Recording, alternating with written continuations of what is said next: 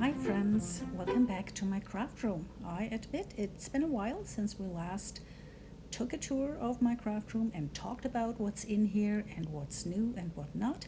But today I'm happy to be back with you again and to show you a little bit more in detail what's going on here.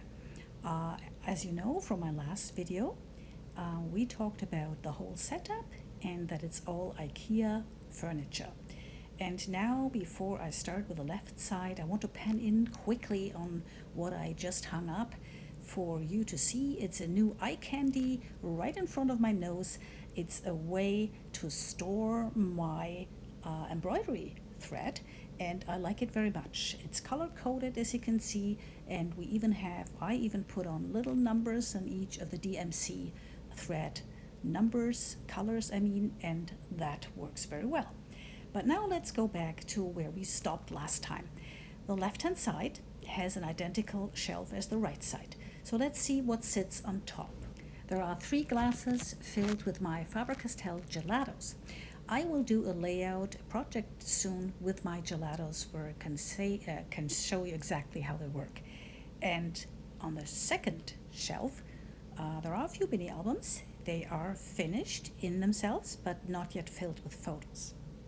Second little shelf contains my Nuvo drops and my pops from scrapbook.com. And that's a fun thing to use as accents. But one of my favorite shelves is certainly the third one here with my little sidekick. Last time I told you that it's one of my must-have tools. And these are the tin boxes by Tim Holtz. I usually fill them with the little mini inks when I'm on crops and on the go.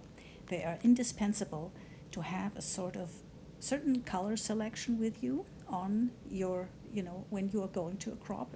They are really handy. But for now they are empty, waiting for the next crop. And here is my mixed media shelf. As you can see, it holds different kind of texture pastes and modeling pastes, and we got simple acrylic color, we got stencil butter, we got stencil medium, we even got an embossing paste by Altenew. Next, my second must-have tool, my little selfie. It's a Canon Selfie 1200, and it's a very handy tool.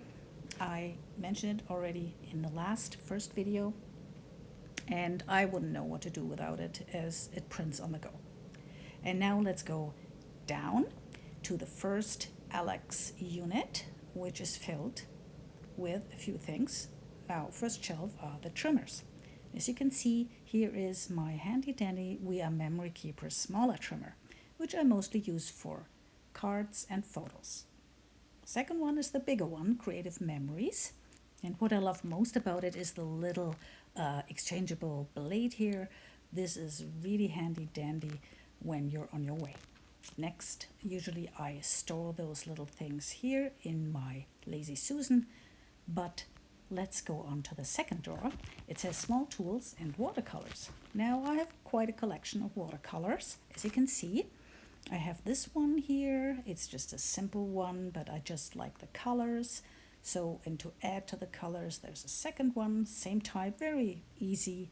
And the third one, though, is one of my favorite color pans, and it's hidden beneath this. There it is. Okay, it's by Bria Rees, and it's my watercolor pan with metallic watercolors.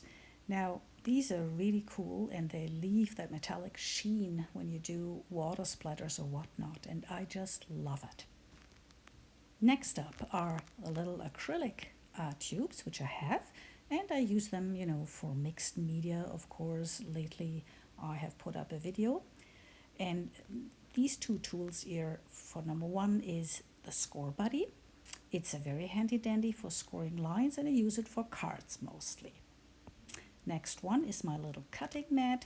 It can be used on both sides, and I usually use it for, things where I don't want to get my glass mat too dirty, and of course when I do some cutting. Next one, number 3, is ink cubes, and that I think we all have quite a bit. I also store my Lindy's Magicals in here, I have to say, so let's get started with those. There's a whole big palette of them. I guess I have quite a few colors, although I know they do add constantly, and probably there's a lot more to have. But if you're wondering what this tray is, it's a plastic tray from a former chocolate box, and this is called Ferrero Rocher, if you've ever heard of those nice golden chocolates. And again, I store my inks in these plastic trays because they just, are so ideal. These are my Altenew inks, by the way, mini inks collection, and I have quite a few too. I love their consistency. Next up, of course, my Pink Fresh mini inks. A few are missing because I'm just working on a project, but they are also very nice, and I use them regularly on my projects with ink, with Pink Fresh papers. Next up, we also have here, you can see the tin boxes by Tim Holtz, which I mentioned before. Here they are actually filled with 12 different mini distress inks, and I love them for my ink, for my mixed media backgrounds. I use them, and here's another one. I can hold it up a minute to show you. Here are the darker shades and some darker reds and pinks and whatnot. And here are two more. I have actually stored Hero Arts inks in them, mini inks, and they are also very creamy and very rich. And I can see also Lawn Fawn in here, so there's a little bit of the leftovers here. And this box is actually contains some doubles or some spares, which I might need later on when the others are done or dried out. So I keep them here in a little box. Fortunately, I don't have too much. So next one is number 4. It says refills and cut files. So I store my cut files in a folder. It took me a while to figure it out, in a binder, sorry. And this is the best way for me to store them. They have the plastic sleeves inside, and as you can see, they are organized according to different sleeves. It says SCT, and I believe there's also Pink Fresh in it and other, like by Cricut and stuff. And it's just the best way for me how it works to store them, and it just goes into the drawer when I don't need it, and that's good. Here are a few refills for the printer, like printer paper, and behind you can see the printer cartridges, but I'm just having in my hand now the double-sided tape. Yeah, here are the printer cartridges, and behind there is another little container with ink daubers, ink blending tools.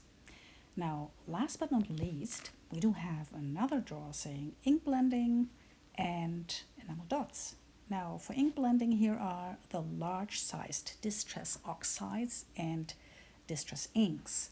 I find them easier to store in this way than on top of or in the little boxes, in the little tin box, because, of course, they wouldn't fit in there. So this is a good way to store them. And they're always, if they're not in use, they can be easily transported back and forth. So that works for me. And here is my big collection of enamel dots, some by Altenew, some by Simple Stories. I've got all kinds of brands in here, and they are in a different container. It's the same container as the one we had before, as you can see, and I think it's a fridge container. So you get it at Target or in any household store you want to look for them. So I got all the different colors in here, and that works for me. That's a good way to store them, and I don't use them every day on every layout. So some gumdrops too. So yeah, I guess that's it. And now we're going on to see what's on my desk. Okay, so there is this Hero Arts color layering stamp set. It was in the last SCT sample, I believe, in the June one, sorry. And it's called, what is it called? Strawberry. So I've just started working on a project. It will be a card, and I have already fussy cut it, and I have also inked it, layered it with inks, and then I have fussy cut and stamped the title. Now, I believe that's it for today. And I hope you have enjoyed the little tour. I always finish with what's on my desk last. And we are going to come back. I'm going to come back to you sooner than next time. And I'm saying it's going to be next week. And we're going to attack the other drawers on the other side and see what's in them. See you then. Bye.